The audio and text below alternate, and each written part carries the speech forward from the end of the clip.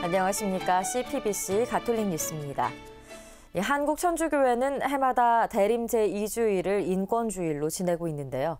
오는 9일은 제37회 인권주일이자 제8회 사회교리 주간이 시작되는 날입니다.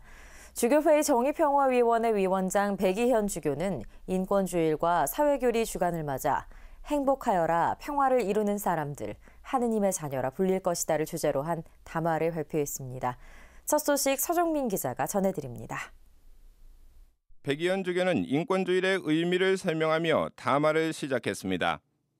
메시아의 강생과 함께 도래한 종말의 사건을 살며 깨어 지내던 초세기 그리스도인들의 자세를 되새기고 인권 현실을 복음의 빛으로 비추어 봐야 다가오는 성탄을 준비하는 데 도움이 된다는 것입니다. 백이현 주교는 담화에서 교회의 오랜 사회교리 전통과 프란치스코 교황의 모범을 따라 인권 현실을 신앙의 지성으로 성찰하고 정직하게 발언하며 구체적인 실천을 도모하자고 촉구했습니다. 배 주교는 우리 사회 곳곳에는 여성과 장애우, 성소수자, 이주민, 비정규직, 청년 노동자, 노인, 아동, 국가폭력 피해자 등 아직도 차별과 폭력이 만연한 인권 사각지대가 널려 있다고 지적했습니다. 특히 이번 인권주일에는 농어촌 이주 노동자들을 생각하자며 복음적 인권 감수성을 토대로 상대의 다름을 깊이 이해하고 존중하는 태도가 필요하다고 강조했습니다. 그러면서 프란치스코 교황은 동성애에 대한 질문을 받고 그가 선한 의지로 하느님을 찾는 사람이라면 내가 어떻게 그를 심판할 수 있겠습니까? 라고 대답하신 것은 복음적 인권 감수성에 빛나는 이해라고 설명했습니다. 배 주교는 인권을 침해당하고 차별을 겪는 소수자들의 고통은 이들의 차별과 배제에 아무런 문제를 느끼지 못하고 이를 당연시하는 다수자와 기득권층의 무신경한 태도로 더욱더 증폭된다고 지적했습니다. 이어 초세기 그리스도교의 박해를 상기하며 이방인에 대한 각별한 사랑과 관심을 보인 구약 성경을 인용했습니다.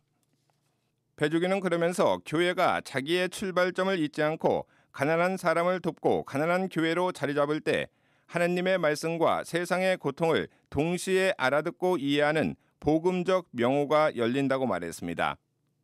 배 주교는 또 약자와 소수자를 착취하거나 무시하는 행위는 인간성과 인권을 해치는 일을 넘어 신성과 신권에 대한 공격이라고 지적했습니다. 따라서 소수자요 경계인이라 차별받는 형제 자매들을 향한 교회의 우선적인 선택과 연대는 인간의 차원의 자성과 선행 이전의 신앙 행위 그 자체라고 설명했습니다. 배 주교는 끝으로 다름으로 말미암아 차별과 불이익을 감내하며 살아가는 모든 이들에게 우리가 먼저 착한 사마리아 사람처럼 이웃이 되어줄 것을 거듭 강조했습니다. 한편 주교회의 정평위는 사회교리의 필요성과 내용을 알리는 사회교리 주간 영상을 제작해 배포했습니다. 해당 영상은 주교회의 홈페이지 알림마당 소식란에서 내려받을 수 있습니다. CPBC 서종빈입니다. 서울대교 고장 염수정 추기경 등 교구 주교단이 미혼모 지원 캠페인 확산에 적극적으로 나섰습니다. 교구 주교단은 어제 생명위원회 운영위원회의 중에 미혼모 지원 캠페인을 벌이고 있는 이동익 신부에게 후원금을 전달했습니다. 지난 11월부터 시작된 미혼모 지원 캠페인 미혼모에게 용기와 희망을은 생명을 포기하지 않고 낳아 양육하는 미혼모들에게 직접적인 도움을 주고자 가톨릭 평화방송 평화신문과 가톨릭신문 그리고 서울대교구 생명위원회가 공동으로 주관하고 있습니다. 미혼모 지원 캠페인으로 모금된 기금은 엄격한 심사회의를 통해 지원 대상자를 선정한 뒤 매월 50만 원씩 1년간 지원할 계획입니다. 이동익 신부는 낙태 방지를 위해 가장 시급한 청소년 미혼모의 어려움을 해결하기 위해 아이들에게 우유값이라도 지원하자는 취지에서 캠페인을 시작했다며 따뜻한 관심과 후원을 호소했습니다. 미혼모 지원 캠페인에 후원하실 분들은 교구 생명위원회에 문의해 신청서를 작성한 뒤 자동이체나 직접이체의 방법으로 참여할 수 있습니다. 후원 문의는 천주교 서울대교구 생명위원회 전화 02-727-2352번입니다. 우리나라를 방문하고 있는 바르톨로메우스 정교회 세계 총대주교는 어제 서울 마포구 한국정교회 대교구청에서 서울대교구장 염수정 추기경과 한국기독교협의회 총무 이흥정 목사 등 종교계 인사들을 초청해 오찬을 함께했습니다. 바르톨로메우스 총대주교는 오찬에 앞서 염수정 추기경에게 십자가를 선물하고 환담을 나눴습니다. 바르톨로메우스 총대주교는 오찬에서 전 세계 정교회의 어머니 교회로서 콘스탄티노플 교회는 인종과 언어, 문화적 차별 없이 영원한 사랑의 정신으로 봉사하고 있다고 밝혔습니다. And to reunite the pained families in North and South Korea who because of the war have remained separated from each other for almost 70 years. May the everlasting Father bring unending prosperity to you, our beloved Korean people. 염추기경도 환영 인사를 통해 우리는 하느님께서 온 인류 가족에게 사랑과 일치 안에서 평화의 은사를 내려주시길 간절히 기도한 프란치스코 교황님과 바르톨로메우스 총대주교님의 공동선언에 신자들과 함께하겠다고 말했습니다. 그러면서 한반도가 오랜 갈등에서 벗어나 평화의 은사를 얻을 수 있도록 총대주교님께 특별히 기도를 부탁드린다고 청했습니다. 이에 앞서 바르톨로메우스 세계 총대주교는 염수정 추기경과 도종환 문화체육관광부 장관 등이 참석한 가운데 한국정교회 대교구 성 니콜라스 대성당 축성 50주년 기념 성찬 예배를 주례했습니다. 최근 남수단 대통령이 고 이태석 신부에게 훈장을 수여했습니다.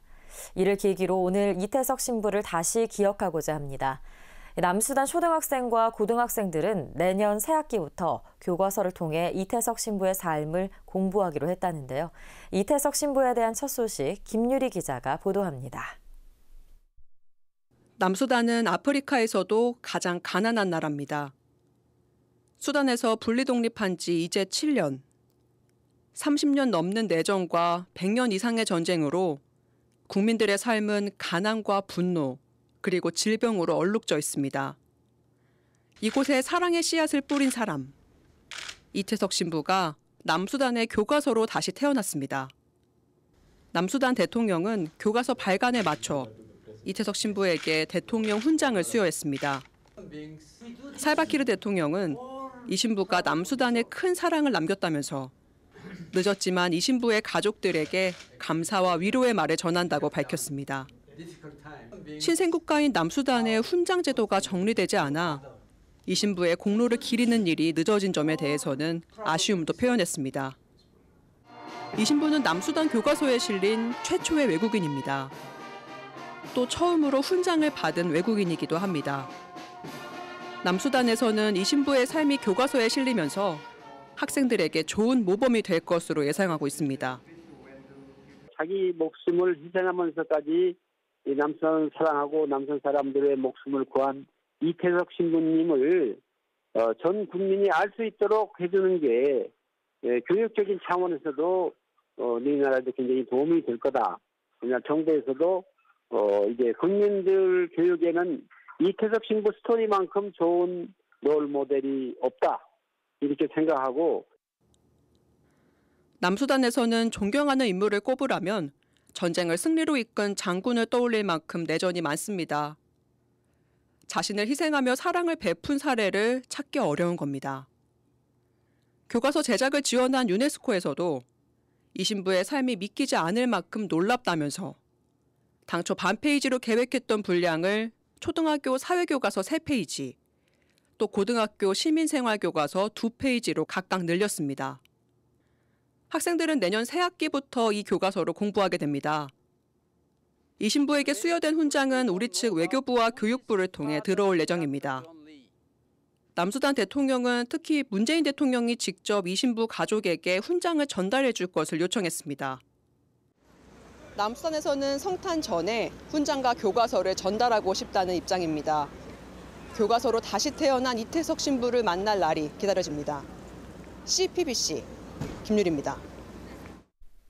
남수단이 교과서를 통해 공부하기로 한 이태석 신부의 삶. 우리는 얼마나 알고 있을까요?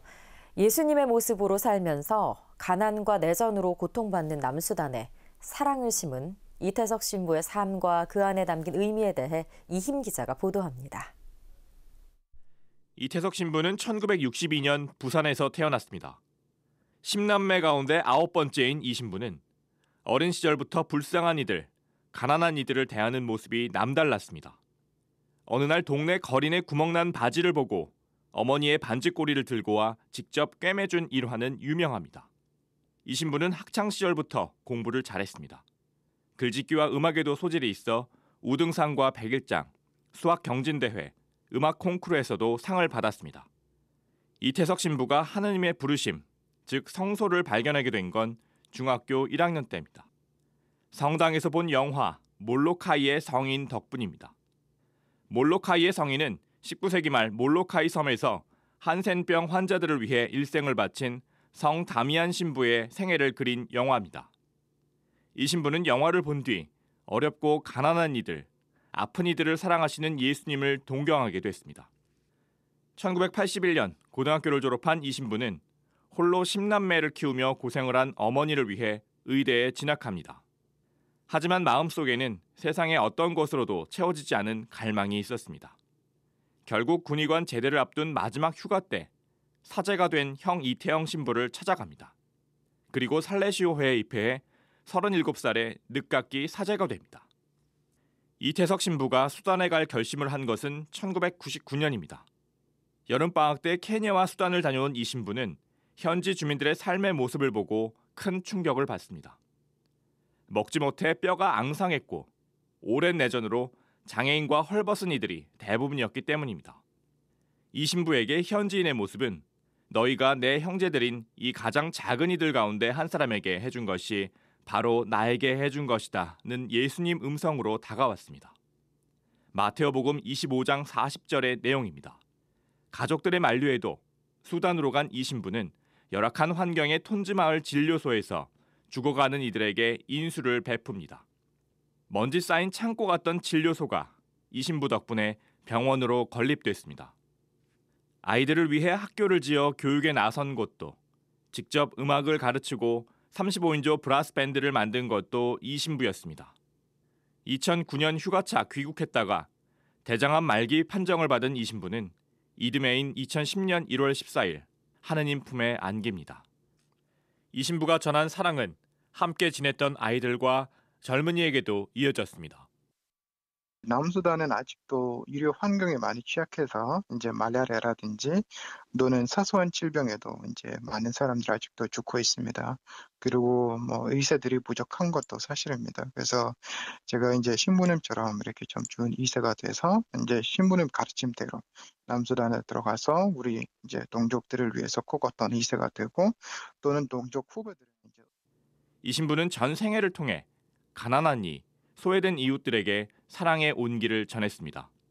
그의 유언은 내가 더 많이 얻어간다는 한마디였습니다. CPBC 이힘입니다.